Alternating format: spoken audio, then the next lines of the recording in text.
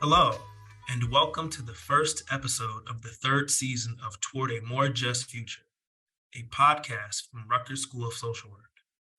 My name is Thomas Benjamin, and I'm a research project assistant at the Center for Research on Ending Violence at Rutgers School of Social Work. I'm also a member of the school's Inclusion, Intersectionality, Diversity, Equity, and Advancement Committee, also known as the IIDEA Committee. This season, I'll be speaking with some of my fellow IDEA committee members about critical topics related to IDEA. Today, I'll be speaking with Zan Haggerty, a clinician scholar who has a dual role as both doctoral student and a staff member at Rutgers Counseling and Psychiatric Services, also known as CAPS. In maintaining two roles, Zan hears from students about growth areas for Rutgers in the way of DEI, while also witnessing it in their own Doctor of Social Work program. As a clinical social worker, their focus has typically been on serving communities with marginalized identities who experience pervasive mood challenges, self-harm, or suicidality. Though many diagnostic criteria will focus on an individual and their role in their disorder, Zan's belief and perspective has always been that symptoms are typically a result of larger issues within a system. As such, Zan sits on many consultation teams where they push themselves and colleagues to look for system-related impact in their clients. In doing so, clinicians can hold themselves accountable to move beyond individual interventions and instead focus on creating systems, communities, and cultures of well-being. Most of Zan's career has focused on bringing justice to populations and communities that are routinely and systemically marginalized. As a trans non-binary person, Zan has seen the immense impact of systems that do not recognize your existence or demean your value. Above all, Zan's commitment is to create a culture and community of belongingness, where people of every identity feel welcome and represented. So Zan, thank you so much for joining us today. You wear a lot of hats at the university. Could you talk about your different roles and all the ways that they intersect? I really appreciate you having me. I'm glad to be here. Um, so yeah, I have, I guess, three main Zan hats that I wear with Rutgers. And on the one hand, probably where I spend most of my time is my 9 to 5 role over at CAPS running the Next Step program. And I love that work. It is as rewarding as it is stressful. What I like a lot about it is that it gives me I feel really in tune with students and the student needs, as well as how like everyday sociopolitical events are impacting students and young adults. And so that is really where my head is most of the time. And then as a doctoral student, my head is just very deep in the research, the literature, all those kind of like nerdy and helpful things. What I appreciate about having those two roles in particular is that prior to being in the DSW program, I was doing a lot of program development, curriculum development, evaluating the program. But being a doctoral student has added this additional skill set of being able to do some research and really dig deeper into some of those nuanced experiences that my students and my clients have. So, for example, this year being able to do a qualitative study on what is it really like for trans emerging adults to be in the therapy? What is that process like? What's working? What's not working? And then apply the results of that research to the program that I'm running, where we do see predominantly queer and trans students of color, being able to really see where are we doing well, where are we missing the mark, um, and being able to do it from a place that is not just my own opinion, but rather like really hearing the voices and doing it in a way where I know the methodology actually makes sense. It's really rooted in some solid research foundations. So I love having those two be able to interact with one another. Um, and then my recent like joyful part-time thing is being a part-time lecturer, which I didn't realize how much I would really like it, but being a clinical social worker, I remember going through the MSW program and how important it was to have professors who were not only knowledgeable, but also had like inclusive pedagogical approaches, and who were able to deliver information in a way that was inclusive, that's really has a pulse of what's happening currently, as opposed to really just like, here are these very old articles, read them, you have to know about them. And so I have really enjoyed both like my role at CAPS and my role as a doctoral student. I feel way more equipped to teach clinical social work from an anti-oppressive standpoint. And being on the IDEA committee has actually really helped me with that, giving me additional access to the pedagogy, the inclusive pedagogy canvas, which has been phenomenal. So yeah, a long-winded answer for all of my roles. Definitely they interact with one another so much and so well. I feel like I'm kind of constantly assessing like, what are student needs, what are staff needs, what are faculty needs, and then what are my needs, and how can I like, who am I serving when, sort of. So what are some of the defining characteristics of the Next Step program, and how does it serve trans students and students of color? So big shout out to our Next Step team, Janelle Richards and Joyce Dirac-Chulo. We are a really small team of really skilled clinicians who serve students who, well, I guess let me back up. So the program was built out of data collected through CAPS. And so they noticed that essentially every year about anywhere from 300 to 400 students will come into CAPS and be referred to a higher level of care. So they have some mental health concerns that the need is greater than what the counseling center can provide. Over time, we realized that if you look at the numbers on who connects to those services, it's really pretty low. People are not necessarily connecting. They tend to then lose a lot of money by like unenrolling in the university. They'll lose some of their funding if they have funding, or they'll just miss out on the tuition that they already paid, depending on the timing. And then they won't land with treatment. And what we notice, if you look even further into that data, is that the students who didn't land in those like intensive mental health treatment programs, if they hold marginalized identities, they're even less likely to land. So our students of color, our queer students, our international students, they were not really landing there. And essentially, it's a huge interruption to their goals.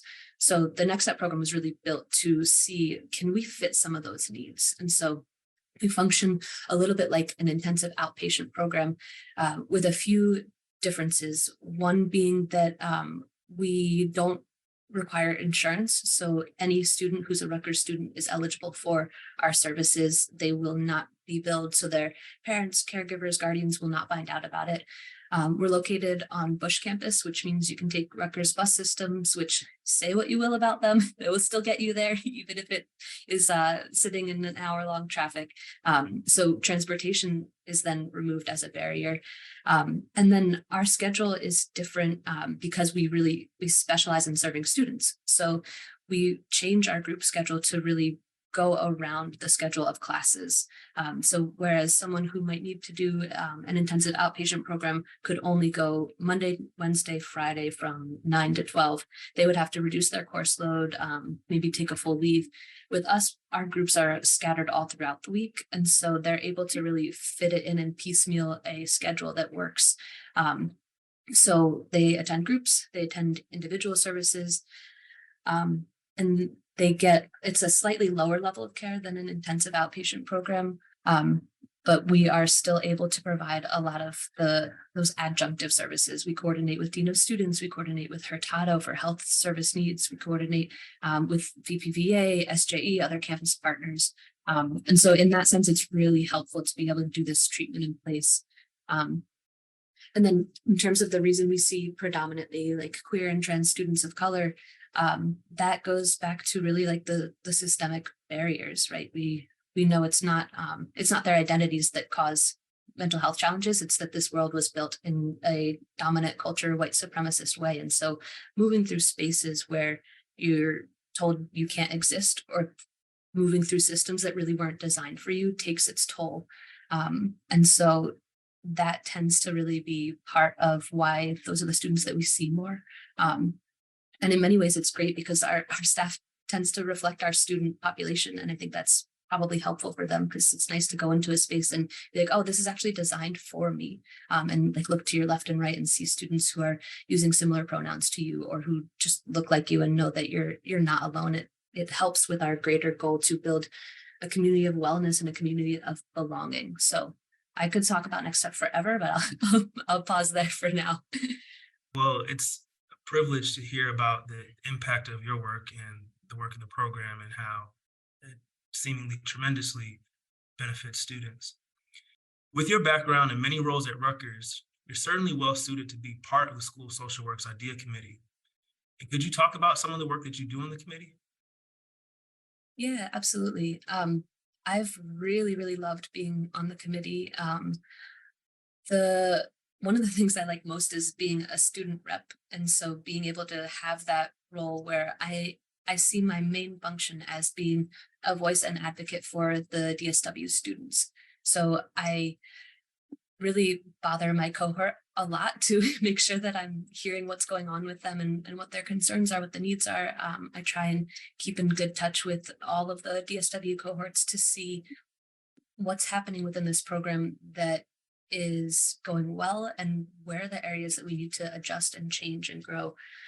So a lot of what the focus this year has been in terms of the DSW has been, how do we navigate when we have either visiting professors, or sometimes even like long-term tenured folks, interacting in a way that causes harm to students, whether it's microaggressions, or maybe there are unconscious biases that come out in how they interact with specific students. And so navigating as the student rep on IDEA committee, how can I push everyone, like any person who's going to be involved in teaching, to really dive deeply into the inclusive pedagogy course and really begin to examine what is going on for them with their own unconscious biases. How are they engaging with folks? And how can we really hold people's feet to the fire to create classrooms that are really like safe enough learning spaces, right? We can't have a like, there's no such thing as a safe space for sure. It's going to be a little uncomfortable at times, but can we make that uncomfortable space be uncomfortable for people of the majority, instead of constantly taxing people who hold minoritized identities? So that's been one of my biggest pushes, is like, how do we have this become, like, how can we have different faculty members or visiting instructors really be able to get us and center all of us, as opposed to ignore folks, mistreat folks, make ignorant statements that they certainly don't mean, and yet they have a real harm, and it has a real cost, and it takes people out of the ability to learn. So I have been really grateful for Dr. Farmer and all of her leadership. And it's been cool to see doing like evaluations of how the inclusive pedagogy course has worked for those who have done it. And the for better or worse, Rutgers is very bureaucratic, so it's a slow moving machine. But I'm just glad that it's moving, and I'm glad to be part of that. And that's been probably my biggest focus this year. And how does your involvement in so many different spaces across the university impact your view of DEI work with the IDEA committee? I think I think it really allows me to have different lenses. So, for example, like when I'm moving through spaces at CAPS, I like every interaction I have, I know that there's an element of race in it. I know there's an element of gender in it. And I know that everything I do and everything I don't do really matters. And I constantly examine that for myself and with my team, so that I can see, like, how am I interacting with folks? And in that way, I'm constantly focused on the student experience. I want to make sure that that is better. In the DSW program, I have a bit of the opposite. I look to my left and my right, and I see my colleagues in my cohort, and I ask myself, how are they being treated in this moment by visiting professors, by each other? What are we doing? And again, every one of those interactions has race in it, has gender in it, has ableism in it, right? We don't ever have an interaction that you should not be thinking of these different areas of identities, and what's included, what's excluded, and what are we saying or not saying about what's happening. So in having these different roles, I feel like I either am thinking of the student perspective or the faculty perspective, or when I'm teaching, for example, I'm wondering about like that clinical perspective, both from the instructor and the student side. Like, how do I convey a clinical message as an instructor, that again is fully inclusive? It's not just coming from my own identities and my own backgrounds and understanding. So I'm noticing what I consider an important trend, and it seems as if your work in a helping profession, your work in mental health, is helping the student as a person, as a whole person, but also helping them be retained and stay in school. And so, given that, have you ever considered your work on the IDEA committee to be somewhat, if not totally, a human service or a Hmm. helping service? Yeah, it's a good question. I I think I do. Yeah, I consider it to be a human service and a helping service. Um, yeah, I for me, the idea committee is sort of the place where I get to put my student hat on and advocate and be the squeaky wheel. Um, and so, in that sense, absolutely, that's what I hope to do. I hope to always maintain great relationships because I love everyone on the committee, and yet I know I'm causing a ruckus, and that's with good reason. So, I know you have a lot of experience with community agreements. Could you talk about what community agreements are and when were you first exposed to them? Yeah, absolutely. So I spent some time living and working in Thailand, and that's where I first learned about community agreements. I was working with an NGO, and we were doing a lot of grassroots movements against different development corporations, different like agricultural rights, and it was the first time I ever saw a framework that outlined a process, as opposed to the content. So I think in our kind of typical schooling, whatever that means for for folks, we learn a lot about, here's the content, and I'm going to deliver it in this way, and you have to just accept it. Um, when I began to see community agreements and use them and really like live them within the org I was with, I saw that the content really is secondary. No one's going to want to help you achieve your goals if you're not interacting with them in a way that they feel understood, heard, and respected. And so, understanding that the process for accomplishing the different goals is, in my opinion, it's actually more important than like the content that you're delivering. That's really what had me start to realize that community agreements for me and like how I move through the world, they're crucial. I'm definitely kind of like a team person. I've always really thrived working in a team environment as opposed to working solo. And to that end, it's important to me that there's cohesion on the team. And so I need everyone on the team to feel like they have a voice, even if we're not necessarily doing what each individual person wants to do. And so community agreements are just a phenomenal way to ground us in an understanding of here's how we'll interact with one another when we start to like fly off the handles and there's an interaction that goes south. Here's how we'll address that. Here's how we'll engage with one another in a way that still conveys respect, um, allows us to grow and allows us to examine, hey, like that comment might have been harmful and you might not have meant it, and yet here's how that landed. Here are some other ways you could say that. What's a way we can repair that? What's the impact on this relationship? um, I find if people are feeling really good relationally, they will do 1,000 times more work for you. And that, I mean, that tends to be like the goal of capitalism. But in terms of like, we have a team, we have clinical needs, we do actually have to get the work done. And so being able to have those processes in place allows that work to be done in a way where I trust the team is taken care of and I trust that the work is getting done. What's the value of creating a community agreement? So in creating community agreements, you're really building a community. And that is really, I think the path to healing is through community and belongingness. And I know that sounds like very pie in the sky and quite vague. Um, but until we're able to really come together and see that we are all in a community together and that and have like a commitment for how we engage with one another, we're not going to get anywhere. We're going to kind of keep coming up against these polarized views and this inability to work with one another. And so it just literally comes down to building a community. And my whole goal in all that I do is to continue to like increase that sense of belongingness. And so if you've got a community and you've got community agreements, you're going to feel like you belong somewhere. You're going to feel like you have someone, or ideally a group of people who get you, who you can voice your concerns to, who will hear you out. And I think that that's really the path to liberation. While no one person can speak for an entire group, as a trans non-binary person, what would you want people to know, to understand, or to take action around in order to support the trans community? So this is a really great and super timely question.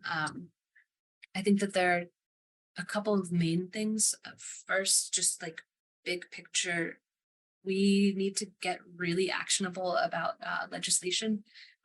There's a ton of anti-trans legislation out there. And we're in Jersey, which is policy-wise a very progressive state. And at the same time, there are still 6 or 7 anti-trans laws proposed right now in the state of New Jersey. And so the policies will really do nothing if we don't have the people behind it to actually enact them and really demonstrate that we need more support for trans folks. We need more access to gender affirming processes and procedures. So I think sometimes if a like law or right doesn't pertain to us directly, we can get really sedentary. And that is when we start to, as we saw with like Roe v. Wade, for example, we start to see these rights get taken away more and more and more and more. And we're seeing the same thing with the trans community. And so we really now more than ever need people to get extremely active. Social workers in particular, it's not enough to call yourself a social worker and say you want change. You've got to go and make that change happen. We need people to call their reps. We need people to hold senators to be accountable, to really fight against this legislation. It is completely aligned with our code of ethics. And it doesn't make sense to me to ever imagine a subset of any population shouldn't exist. So we're talking about some pretty grave circumstances here. So we absolutely need a ton of support for advocacy and changes for legislation. Even with the progressive policies in place, the students who we work with at Rutgers, they're really lucky to have a lot of access to services within the Rutgers community. Shout out to Lynn Fryer at Hurtado for holding it down for gender affirming services. But when they graduate, it's really hard to help them connect to providers, even in a liberal state like New Jersey, which is crazy because trans people have been existing and using gender affirming care, medical procedures specifically, for so many years. And the research is really overwhelmingly supportive to outline the benefits of it and the life-saving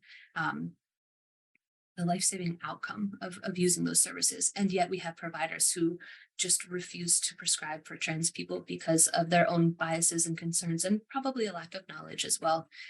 So we need to keep pushing the limits, because when students graduate from Rutgers, they don't stop being trans. They need to still be able to access services.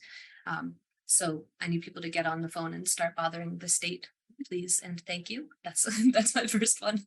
And then in terms of like more micro individual and group-based interactions, I'd love people to know that like trans folks, we're really tired of the pronoun conversation too. I know cis people don't like it. We don't either. It's really boring. But what will have that conversation stop is if y'all could just get behind us. You don't need to understand something to respect it. And I think that people seem to want to understand, but only if they can understand it through their lens. And if that's the way you need to understand something, maybe it's not for you to understand. Maybe it's just something you can do. And so I think the more that we can get cis people to use pronouns, the pronouns that whoever they're talking to or working with uses, that will be a huge step. the hemming and hawing around it as well is, again, really tiresome. There are countless cis people who will come up to me or other trans folks or other non-binary folks and be like, oh, I'm so sorry in advance, but this is really hard for me. It's really like it's a difficult adjustment. And I can't tell you how many times we've heard that. And I want y'all to know that we hear that as your existence is difficult for me. Your existence is a burden to me. And so in the same way, no one would want to hear that. We like respectfully don't want your apology. We would love your behavior change. I think that that can be the most affirming thing that folks can do.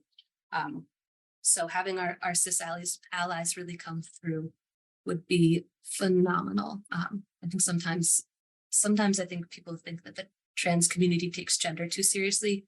I think if we look at it, the cis folks can sometimes take take gender too seriously. Like my femininity or masculinity is not taking anything away from anyone else's. And so, if people have a problem with it, I wonder what gender work they might be able to do on their own, and what exploration do they need to do around their own understanding of gender roles and presentation, because that's valuable work to do, but it doesn't need to get all over me or anyone else in the trans community. So thank you, Zan. We appreciate you sharing your time and your journey with us today. Very insightful. I certainly learned a lot, and I hope other folks do as well. And so